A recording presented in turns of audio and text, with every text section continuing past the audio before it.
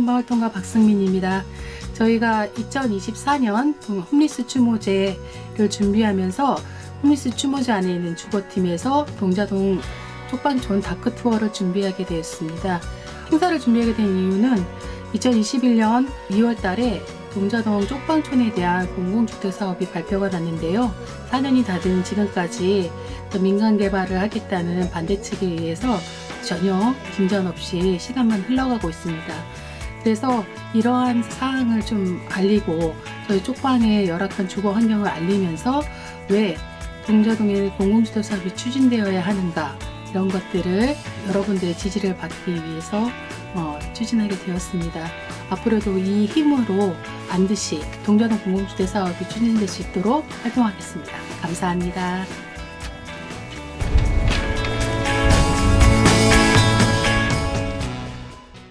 동자동 사랑마을 2007년 지역 활동가가 쪽방 주민들의 문화 공동체를 지향하며 활동 시작, 쪽방 주민들의 주거권 보장을 위한 활동, 공동밥상, 식도락 운영, 마을 장례, 병원 동행, 마을 청소, 기초 상담 지원 및 반민고 연대 활동 중.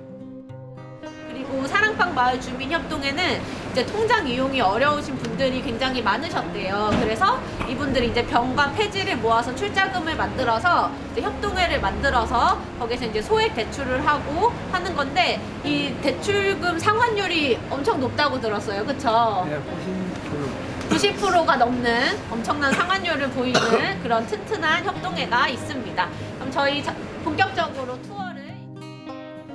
식도락에 대해서는 항상 우리가 배고플 때 와가지고 없는 사람도 도와드리고 1,000원씩 받고 있어요. 우리가 늘 손해보지만 이걸 없앨 수가 없는 거예요, 이게. 방이 구조를 보면은 방 하나에 이제 부엌과 또 부엌이라도 싱크대, 화장실, 샤워실 이런 것들을 공동으로 쓰다 보니까 사실 뭐 여름이라든지 이런 데 방 안에서 버너로 음식을 해먹기가 굉장히 부침이 많잖아요. 그래서 처음에는 공동 부엌을 만들어 보자 라는 취지에서 시작이 됐다가 코로나 시기를 거치면서 모여서 해먹는 게 좀 많이 어려워지면서 그때 이제 도시락을 해서 나누자라는 식으로 좀 전환이 되었다고 합니다. 그래서 그 이후로는 이제 점심마다 메뉴들을 바꿔가면서 이제 매일 점심이 나오고 있습니다. 1960년대, 50년대 이런 이촌향도의 물결이 시작되었을 때 여기에 이제 서울역을 중심으로 좀 도시 빈곤층들, 그리고 이제 뭐 지역에서 올라온 그런 빈곤한 뭐 농민들, 이런 사람들이 모여서 좀 형성이 된 쪽방촌이고요. 특히나 여기에서 고개 하나 넘어가면 남대문, 남대문에는 특히나 뭐 중식 일자리라든지 식당 일자리가 굉장히 많고 서울역 일대에도 그런 일자리들이 굉장히 많이 있잖아요. 그래서 그런 일용직 노동을 하시는 분들의 일시적인 잠자리로 많이 이용이 되던 여인숙 여관 이런 골목입니다. 그리고 여기에는 굉장히 큰 성매매 집결지도 존재를 했었고, 그러다가 점차 여인숙의 기능이 쇠하면서 이게 좀 장기적인 주거지로 전환이 되기 시작을 했습니다. 여기는 이제 서울역 인근에 거리 노숙을 하시는 분들이 굉장히 많으신데, 그런 분들이 뭐 노동을 하셔서 약간의 임금을 받고 여기에서 며칠 지내다가 다시 노숙을 하시거나 하는 뭔가 이렇게 노숙의 완충적인 공간으로도 현재에도 사용이 되고 있습니다. 여기 사는 주민들은 대부분 1인 가구시고요. 한 70%가량이 기초생계비와 자활, 일자리에 종사하시면서 생활하고 계십니다. 그 나머지 주민들은 일용직 노동자가 대부분이시고요. 그래서 여기가 그 여인숙이었다가 이제 주거지로 전환이 되면서 별도의 뭐 건물 기능적인 개선이나 이런 거는 없어서 보시다시피 굉장히 오래된 건물들이 즐비하고 있습니다. 평균 1.5평에 단열이나 난방 등이 취약하고 공동으로 화장실과 부엌 이런 것들을 사용하는 상황입니다. 그리고 아시다시피 쪽방은 이런 구조적인 열악함에 비해서 터무니없이 높은 월세 이런 거는 언론을 통해서 많이 보셨을 것 같아요. 평균 30만 원 수준이고요. 기초생활수급 제도의 주거급여가 서울 지역은 34만 1,000원으로 책정이 되어 있습니다. 그 말은 즉슨 이 월세도 34만 원이 된다는 뜻이지요. 그래서 이 기초생활보장제도의 주거급여는 매년 중위소득의 변경에 따라서 오르는데, 내년이 되면 35만 얼마가 될 건데 전혀 어떤 건물의 기능적인 개선 없이 다시 35만 원이 될 거라고 생각을 하시면 됩니다. 복지 제도가 고스란히 이제 건물주에게 들어가고 가난한 사람은 계속해서 가난함의 고통을 받으면서도 건물주의 소득은 계속해서 보전되는 좀 아이러니한 상황들을 설명을 드리고 싶었습니다. 한마디로 계속 올려놓은 거예요, 주인들이. 왜냐면 한 바퀴 안 되고려면 우리가 방 16개 화장실 하나예요. 그러니까 생각해보세요. 밥 먹다가도 오줌 싸는 사람이 있지, 뭐 빨리 나오라고 해서 거기 옷도 타고 여러 가지인데, 이게 사실 국가에서 한 번만 나와도 이게 말이 되느냐 이렇게 했는데 안 나와요. 그냥 그 계약서만 갖다 주면 그게 끝이에요. 뭐 살고 있나 그 사람이. 그것만 1년에 한 번 전화하고 잘 살고 계시죠? 그러면 그게 끝이에요. 그러니까 주민들이 이거처럼 좋은 게 어디 있어요. 그 방 여기 가면 보시면 알지만 60개 이런 건물 하나. 그러면 30만 원씩 하면 그게 얼마예요? 25만 원만 해요. 그 큰 돈이 들어오는데 여기 누가 공공 개발을 하려고 그러겠어요? 해준다고 이제 약속하고. 지금 안 하고 있잖아요. 계속. 주민들 건물주도 또 여기서 봐요. 우리 욕해. 쟤들 또 그러네. 여기 온기창고라고 악세사리 그 밑에 온기창고가 있어요. 온기창고라고 하는 것은 기업체에서 물품을 동자동으로 꺼내요. 그냥 저 온기창고 저기 들어가요. 국방사무소에서 받아가지고 저기다가 이제 해놓고 서울시에서 포인트를 10만 원이라고 하는 포인트를 줘요. 그 돈을 주는 것이 아니고 포인트를 줘가지고 그걸 한 주에 2만 5천 원씩 쓰면서 이제 갔다가 여기서 물건을 가져가게 돼 있고, 이렇게 전에는 그냥 줬잖아요. 지금도 그냥 주는 건데 돈을 주는 건 아니고 포인트가 이제 그렇게 포인트 책정된 걸 가지고 이제 그렇게 해요. 한 달에 10만 원 쓰게끔 돼 있어요. 그래서 지금 오세훈이가 하는 짓이 그거예요. 이것을 자기가 갖다 온기창고라고 만들어놓고 자기가 한 거 마냥 이제 약자와의 동행해놓고 막 선전하고 지가 약자와 동행이라고 이렇게 한다고 선전하고 막 이렇게 계속 하거든요. 오세훈이하고 한동훈이하고. 그 오세훈이하고 한동훈이하고 여기 해주는 게 아무것도 없어요. 우리 주민들한테 해주는 건. 쪽방이라는 것의 인정 자체가 어떤 규정이 있는 게 아니라 그냥 집주인이 나는 쪽방 안 할래, 우리 집을 쪽방이라고 안 할래 라고 하면은 쪽방에서 제외가 되는 거예요. 근데 거기에 지금 이제 개발의 이슈가 있으니까 쪽방 주민을 위한 공공개발을 하겠다고 국토부가 발표를 했음에도 이제 쪽방 주민에 대한 그런 보상을 최대한 줄이고자 하는 건물주 측의 입장에서는 쪽방으로 인정을 하지 않아서 사람들은 쪽방 주민이 안 되게 하는 것이 자기에게 이득이다라고 생각을 해요. 이 문제는 단순히 뭐 개발에서의 보상 그리고 뭐 지원을 못 받는다를 떠나서 아예 전입신고조차 막고 있어요. 근데 전입신고조차 막으면 사실 그런 주소지를 기반으로 하는 복지제도 자체에 대한 접근이 안 되잖아요. 그런 문제들을 홈리스 그 추모제 주거팀에서는 좀 같이 대응을 하고 있습니다. 이런 문제들 좀 살펴보실 수 있고요. 여러분 여기는요 만나 인정생이라고요 무료급식소예요. 주민분들이 이 근방에 무료급식소라든지 도시락 나눔을 하는 곳이 이제 뭐 민간 단체나 종교 단체 포함해서 굉장히 많은데 거기에 굉장히 많이 의지를 하고 계세요. 그런데 문제는 이게 사실 공공에서 운영하는 게 아니다 보니까 예를 들면 코로나 상황 이런 상황에는 다 끊겨도 사실 어떻게 할 도리가 없는 거예요. 공공급식소 운영 방안은 뭐 영양사를 두거나 어떤 위생적인 조리 환경을 이렇게 갖춰라 라는 가이드가 있는데 사실 민간에서 그거를 기대하기는 어렵고 또 뭐 일부 어떤 지금은 많이 줄어들기는 했는데 뭐 예배를 30분 이상 보지 않으면 식사를 못한다. 뭐 약간 이런 식의 어떤 조건들이 따라붙는 좀 문제들이 있습니다. 여기가요 쪽방했어요. 근데 진짜 비싸겠대요. 2층까지 있는데 물이 새고 막 그랬어요. 그 집주인이 물질 전에 돈이 더 들어가니까 저 못하고 내보내 나가라 했대요. 보내면 나가라고. 근데 쪽방 상담소라는 게 서울요. 거기서 매입하고 뭘 질려다가 허가 안 나오니까 저희가 또 저희가 코스에 넣은 이유는 일단 왜 시계 토끼집이냐면 예전에 여기에 이상한 나라의 앨리스 시계랑 토끼가 그려져 있었어요. 맞아요. 그래서 시계 토끼집이라 불렸는데 서울시가 이제 쪽방 월세가 너무 비싸다 이렇게 해가지고 2013년부터 저렴 쪽방 사업이라는 걸 했습니다.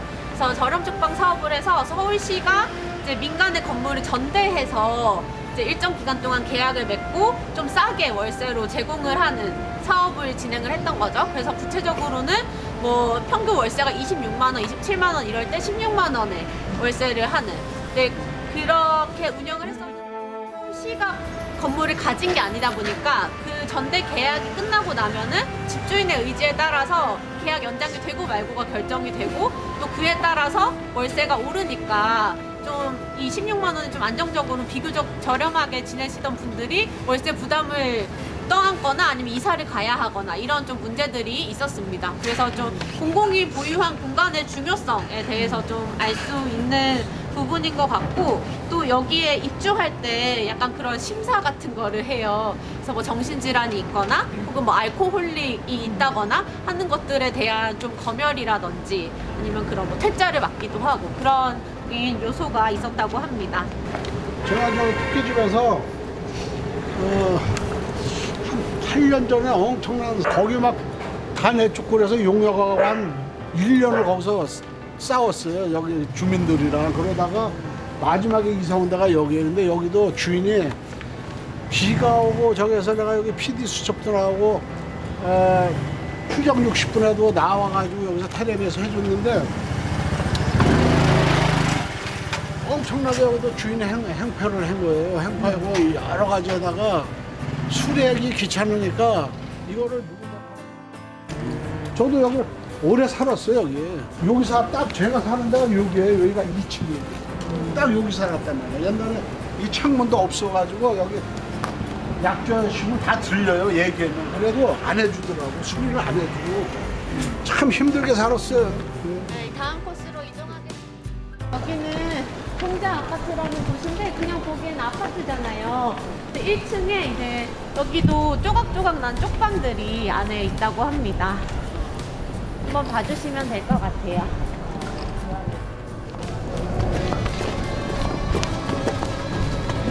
여기 지나가시면서 보면 빨간 깃발이 보이실 거예요. 이거는 이제 동자동 공동개발을 반대한다. 근데 여기는 고시원인데 고시원도 이제 쪽방으로 인정이 된 고시원이에요. 여기도 주민들이 여러분 살고 계세요.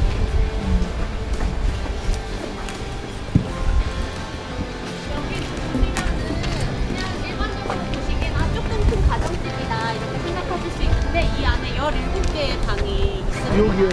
네, 여기에도 17개의 쪽방이 있는 곳이고요. 다 여기 보시면은 그런 식으로 쪼개져 있는 방들이 많은 밀집해 있는 곳입니다. 그 고시원 가면 조그만 건물인데 방이 100몇 개야, 100몇 개.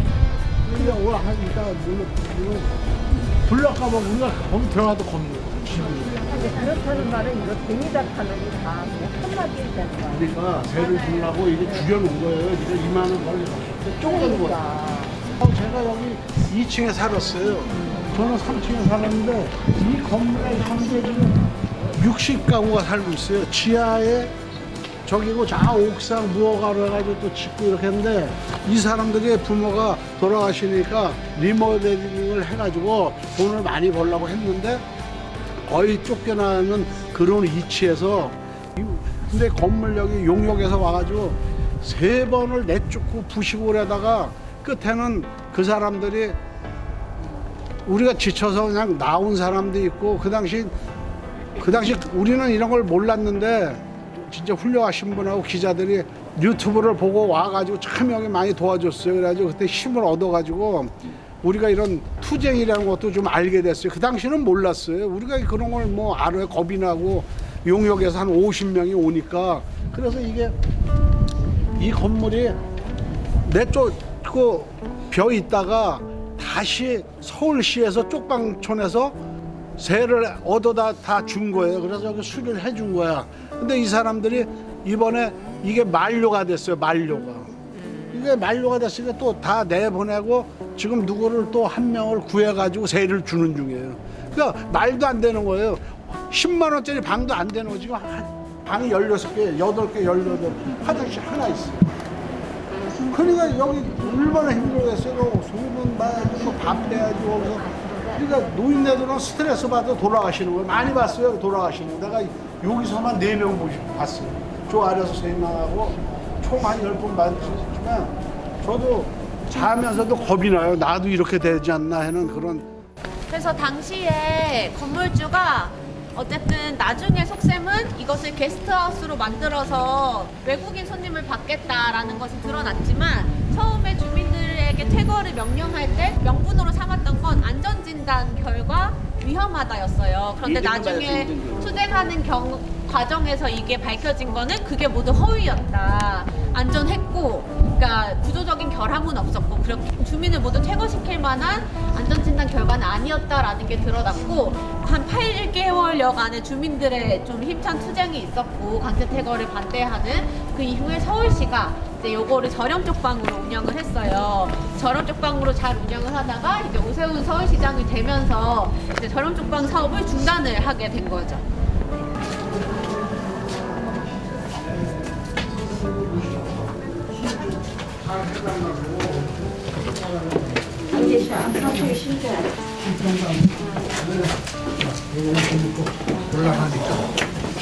자, 보셨죠? 방이 얼마나 큰가. 딱 사람이 발을 못 뻗어요.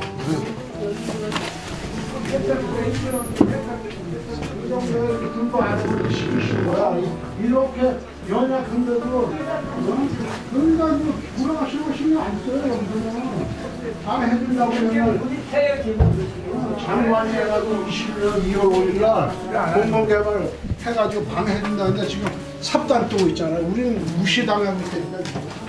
이렇게 어려워요. 이거 우리가 얘기하면 아니 없어요.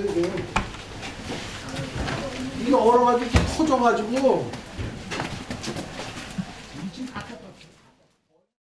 아까 그 방이 25만 원이라는 게 누가 믿겠어요? 그게 5만 원짜리 방도 안 되는 거예요. 그 옆에 보시면은 파란색으로 된 곳이 있는데 여기가 예전에는 돌다리골 빨래터라는 간판이 붙어 있었어요. 그게 뭐냐면 박원순 전 서울시장 재임 당시에 그 1층에다가 쪽방에서의 어려움이 빨래의 어려움, 세탁기를 공동으로 쓰고 또 말릴 곳도 없고 이런 어려움이 있잖아요. 그래서 여기에 빨래터를 좀 만든 거예요. 그런데 문제는 업소용 세탁기를 들여놓고 건조기도 들여놓고 가동을 하자마자 이 건물 전체가 흔들렸어요. 막 흔들려서 여기 있는 주민들이 이거 불안해서 도저히 못 살겠다. 이거 가동 중단해라 라고 해서 부랴부랴 이제 다른 곳으로 옮기고 했던 거죠. 그래서 사실 저는 이 쪽방촌의 어려움을 해결하는 일이 그런 몇 가지 좀 기술적인 걸로만 해결되는 것이 아니라 좀 열악한 구조의 근본적인 원인들을 건드려야 하는 건데 많은 좀 쪽방 지원이라거나 정책들이 그런 좀 너무 기술적인 것에만 좀 초점이 맞춰져 있지 않나 하는 생각을 해보게 하는 일화라고 생각을 합니다. 그래도 어떻게 갈 데가 없네. 그나마 이거 아니면 갈 데가 없으니까. 올라와서는 전세임대 쪽방으로 인정은 안 되고 이제 전세임대로 와서 지내시는 분들이 많은 지역이에요. 이제 전세임대 같은 경우에는 주거취약계층 주거지원 사업이라는 게 있습니다. 그래서 고시원이나 쪽방, 뭐 비닐하우스, PC방 이렇게 주거지가 아닌 곳에서 일정 기간 동안 사는 사람에게 이제 국가에서 주거 지원을 해주는 제도인데 주거 사다리 이제 지원 사업이라고도 하죠. 더 나은 주거 환경으로 넘어갈 수 있게 지원해주는 제도인데 그 중에 전세임대 제도라는 게 있어요. 전세금을 지원해주는. 근데 이제 쪽방촌에 살다가 전세임대 제도를 활용해서 좀 더 나은 집으로 가고 싶은데 아주 생뚱맞은 곳으로 가기에는 좀 두려움이 있잖아요. 내 연고도 없고 동네도 모르고 이런 곳이 아니라 좀 가까이서 살고 싶다라고 하는 분들이 전세임대를 통해서 이런 곳에 많이 방을 구하십니다. 근데 제가 같이 전세임대를 구하려는 분과 함께 동행을 해본 적이 있는데 사실 쪽방이에요. 사실 쪽방이고 그 안에 싱크대랑 화장실이 있긴 하지만 굉장히 아주 기본적인 싱크대와 화장실이고, 화장실도 굉장히 비좁아서 변기 위에서 이렇게 샤워를 해야 될 정도로 좁은 화장실이 있습니다. 그런데 문제는 이제 전세 지원금이 제가 구할 때 지금은 또 올랐는데 당시 1억 3천이 한도였어요. 그렇다면 그 방의 금액은 얼마였을까요? 1억 3천입니다. 요만한 이제 거의 한 평 조금 넘는 방인데, 그런 식으로 이제 전세임대 금액이 책정되면 또 그게 또 고스란히 이제 집주인의 어떤 뭐 자금으로 활용이 되는 좀 제도적인 한계들을 엿볼 수 있는 것 같아요. 그리고 여기 다시 오시는 어르신들이 갔다 오는 얘기가 딱 한 가지예요. 왜냐면 강남의 뒷방에 암만 전세고 어디 가도 아는 사람도 없고 다 배쳐간다고. 아유, 뻔히 알아요, 거기서. 아유, 저 노숙자가 여기 이사 왔네. 저 옆집에 지하에. 이러니까 왜 이렇고 갈 데도 없으니까 여기 오면 그래도 비슷한 처지니까 얘기도 하고, 그러니까 전철 타고 서울역도 가고 하는데, 그래서 오는 거예요. 또 가면은 그 한 수고 한 70만 원 나오는 데서 가스비 뭐 다 내면은 돈이 얼마 없는 거야. 그거 갖고 밥 해 먹으려면 어려운 거예요. 그러니까 여기 오게 되는 거예요. 왜냐면 교회 단체도 있으니까 밥 한 끼라도 먹을 수가 있잖아. 그러니까 일로 오게 되는 거예요. 저희 이렇게 동네 한 바퀴 돌아봤는데, 이제 김영국 위원장님이랑 백강원 부위원장님 혹시 소감 먼저 들어보고. 어때? 잘 보셨어요? 추운데 고생도 많았어요. 잘 좀 이해를 했으면 좋겠습니다. 예, 감사합니다. 오늘 저는 이런 거를 사실 몰랐던 거, 이 현실을 같이 돌아보면서 많이 느꼈다고 생각하십니다. 왜냐면 진짜 여기 어려운 분들 많아요. 자다가 돌아가시고 진짜 몸이 아파가지고 지금 보셨지만 저걸 누가 해줄 사람이 없어요. 그러다 보니까 여기 사랑방하고 봉사원들이에요. 그래서 일일이 돌아다니면서 아픈 분을 보호하고 앞으로 이렇게 많이 오셔서 많이 도와주시기 바랍니다. 감사합니다.